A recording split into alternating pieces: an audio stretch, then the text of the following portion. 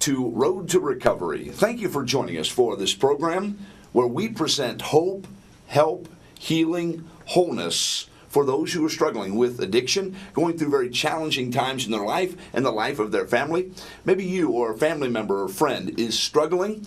We can provide some assistance, encouragement, and help through this process through the Recovery Center right here in Lancaster. Thank you for joining us for this Road to Recovery program. I'm your co-host, Steve Rauch, and our co-host, our partner for this program, Trisha Saunders, Executive Director of the Recovery Center. Thanks for coming back with us. Thank you for having me. It's good to be here again. It is an outstanding program that you've put together, and maybe sometime we could just have you share a little bit of background and information on specifics of the Recovery Center from your position as the Executive Director. I think there are so many ways that you provide help and hope and healing and wholeness. Great. We would love to do that. Well, we'll see if we can put a program together to make that happen. Super. You've invited a guest with us today.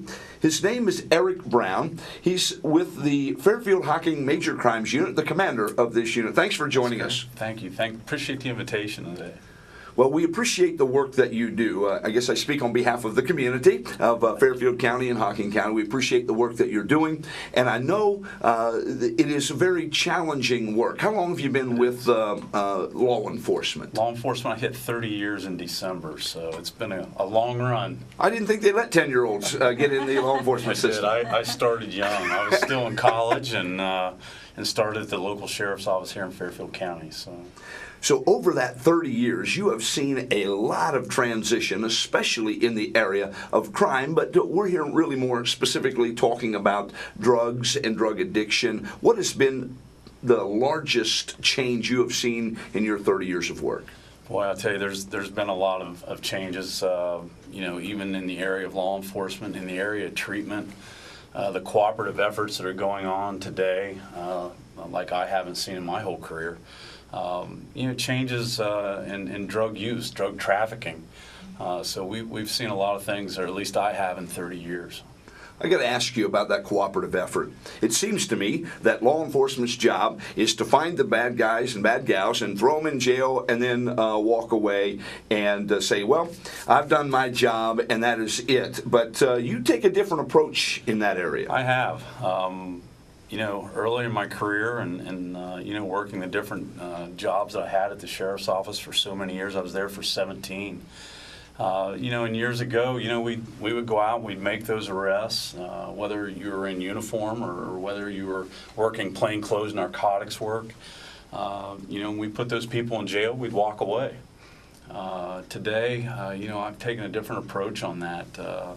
I think the issue is much more complex than that, naturally. Are there people that need to be in jail or in prison? Absolutely. But the rehabilitation portion is extremely important to these individuals. And again, I think there's a lot of factors that go in on that.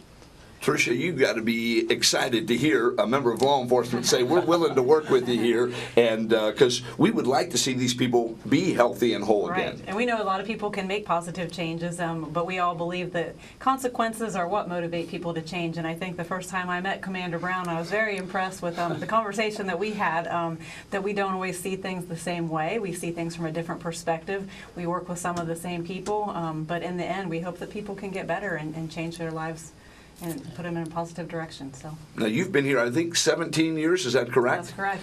And in those 17 years, maybe you've seen some of the changes that Commander Brown is talking about. So share that with us. Yeah, I believe in recent years there's been so much collaboration between all of the law enforcement departments and treatment, and that's just fantastic. I don't think that most communities have that level of collaboration and understanding of addiction that our law enforcement want to see people get better when that's a possibility. So.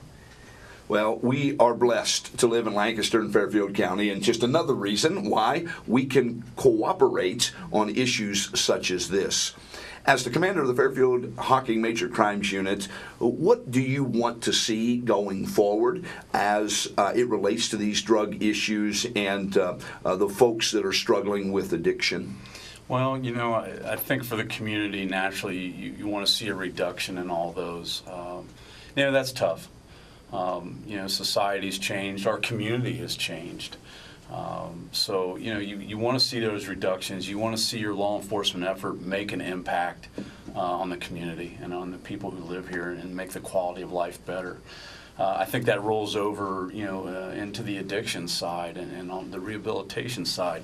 I think we want to see these individuals get the help that they need. From a law enforcement aspect, we all know what that is. The rehabilitation aspect, that's important too. We want to get these people help. We want to direct them in the right areas and the resources that are available. So that's kind of where I come from anymore. Well, it seems that sometimes we see men and women in uniform as maybe almost machines. They've got a job to do, they do the job and they walk away. But that's not really the case. You're impacted emotionally by what happens in the lives of these individuals. You live in our community, so you obviously care about a healthy community. Talk to us about kind of the emotional side of dealing with these issues. Well, like I say, years ago there was a detachment there, and I think it's because the entities were working separately and we had no interaction. Like the recovery center, I had really no clue what that entailed. I mean, I had an idea, but when I got involved with it and learned, and again, sitting on their board for some time, can't remember how long of a stretch that was, but you learn more about what's going on and how important some of these other areas are. And I think that's what gives you that attachment, to these individuals. And just dealing with them in general, I mean, you have people that truly want help, and they aren't sure which direction to go. And then there's other individuals that don't, and you realize that very quickly, to say the least. But, I think that's where you get that attachment, is learning the system and learning what's out there and interacting with other agencies. Again, you've got to appreciate that connection and having folks understand what you do. Absolutely. It's part of what this program, Road to Recovery, is about, is to get that information out. Here's what we do. Here's where we can help. And if we partner together, we can get so much more done. That's so true. And I think ultimately all of us want our community to be safe. And again, sometimes that results in people needing consequences before they're ready to make that change. And so we've had some good conversations about that, haven't we? Yeah. Well, it seemed to me the safest community is the one where all of its residents are healthy, both emotionally, physically, mentally, and certainly not addicted to substances.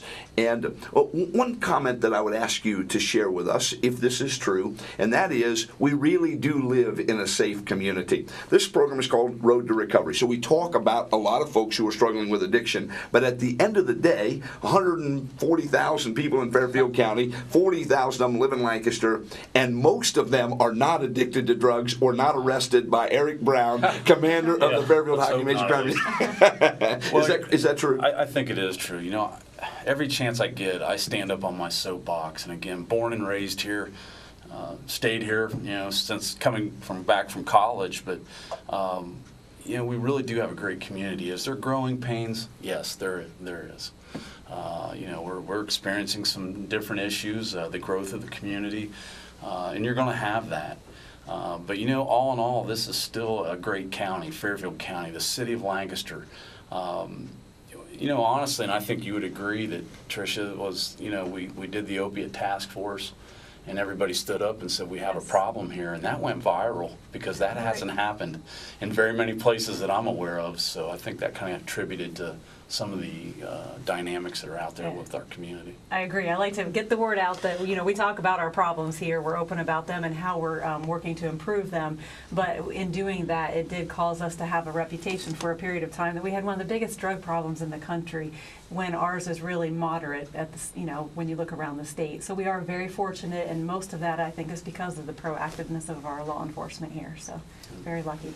It certainly is. Let me ask you about cooperation across departments. The Sheriff's Department, the Police Department, the State Highway Patrol, obviously cooperation with the Recovery Center. That hasn't always been the case in your 30 years of work here. No, a lot of times, again, back in the day, we kind of worked separately from each other.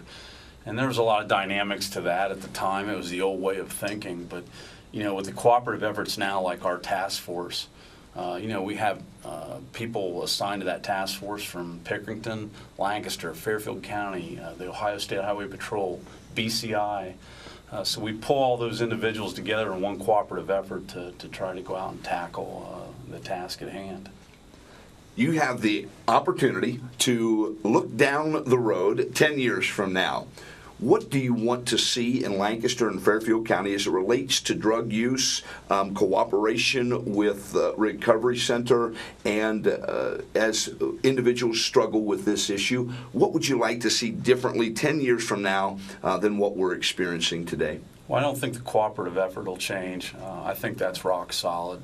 It's from the efforts of individuals like Trisha and the other ones in the community that have made that possible. Education, I think, is extremely important. People need to educate themselves. And I try to encourage people to stand up and take back their communities, so to speak. I don't know if that's the right term for it, but you hear that thrown out a lot. But sure. Seriously, stand up and take back your community, take back your neighborhood, and get involved. And people, that's a tough thing to do sometimes, a tough sell. Yeah, you're not asking for vigilantism or bounty hunters or anything like that, but you're saying if the voices are heard, then you shine the light on the issue, then things can't function in the darkness. Sure. Again, taking an active role, being engaged in your community, I think is extremely important. Yeah. Parenting your children and knowing what's going on in your neighborhood and reporting things, but we all have a responsibility for the safety and well-being of our community. And I hear people say all the time, well, I called law enforcement and those steps, but we all have a responsibility and well-being. So. I know in your line of work, Trisha, you see different drugs kind of come along where one is maybe more predominant. We've talked a lot about the opiate challenges, but there are other challenges in your line of work, and certainly alcohol is still a significant drug of choice that people become addicted to. Yes, it is. And I was just reading today that right now the national trend is for people to try alcohol first, marijuana, and quickly a lot of them are going to opiates. So we do see changes in trends, and I think that we all need to be aware of what our safe levels of medication or alcohol or any substance are, and many of them have no value, in my opinion, toward a person's health and safety. So, are you seeing these same kinds of trends in your line of work? We do. The pendulum swings. We get a lot of different trends. So, for us in law enforcement, we see more of that shift than maybe in the recovery and the rehabilitation side to a certain extent. There's a swing all the time, and the opiate issue has remained steady for some time now, which is concerning to all of us. But some of the other trends, we see that swing. And I think sometimes we see a little bit less of that because some substances require more jail time or consequences than others because of the law. So with methamphetamines, we don't see very many people who have meth problems come to the recovery center, but I think that they're taken care of from the legal system, and there's a lot of danger there with that substance to other people. So. I understand you're seeing maybe a little bit of a trend in meth labs, methamphetamine use. Yeah, we've handled an overabundance of those this year. The methamphetamine game has changed to a certain extent. And that comes with the processes that are being used to actually produce that drug. And it's concerning to us because of the volatility of that process in making those. Very dangerous when you mix those chemicals together, the risk of flash fire and so on. The other thing that concerns me too is the potency of the drugs that are out there now. Methamphetamine is one of those that extremely potent, along with some of the other issues we're seeing in potency. I wanted to ask you, we've got about 40 seconds left. Marijuana, there's talk that it could even be on the state of Ohio ballot at some point to legalize it. They tell me that the marijuana that is being grown and used in our area is different than when you started 30 years ago in law enforcement. Talk to me about the dangers of that and how it might impact those who are prone to addiction. Well, that initiative, they attempted to get that on the ballot for the election here in November. They failed to get the adequate number of signatures for that medical marijuana initiative and decriminalization, which we were hoping that was going to happen because we were adamantly against that initiative. But yeah, marijuana has changed. It's a very scientific process now. THC levels are much higher and stronger than they've ever been. And I still consider that to be a gateway. Alcohol, marijuana, they're both gateway type issues. So. That has changed also over the years. Yeah, we may want to do a separate show and discuss marijuana. I mean, I don't know of any other substance where the community gets to vote on whether it should be a medicine or not. So. Yeah. That's a great show idea. We're out of time for this show, but maybe we'll come back together sometime and do a show on that, because we could talk a little bit about that gateway and where that leads, and it is no place good. Commander of the Fairfield Hocking Major Crimes Unit, Eric Brown, thanks for joining us today. Thank you for your work on behalf of the community, for the work that you do, the leadership that you provide to make a difference in the lives of young men and young ladies. Thank you. It's very appreciated by all of us in law enforcement. Yeah, thank you, sir. Trisha Saunders, great work again today, and thank you for the work you're doing at the Recovery Center, helping people like Eric Brown, the Fairfield Major Crimes Unit, to help people get to where they really want to be, and that's healthy and whole and happy. Thank you for your work. Thank you. Thank you for watching Road to Recovery. Been talking with Eric Brown, the commander of the Fairfield Hocking Major Crimes Unit, along with the executive director of the Recovery Center, Trisha Saunders. Join us again for this Road to Recovery program. If you have a need or you know someone who is in need of help, call the Recovery Center, 740-687-4500. That's 740-687-4500. Thanks for joining us, and we look forward to seeing you again.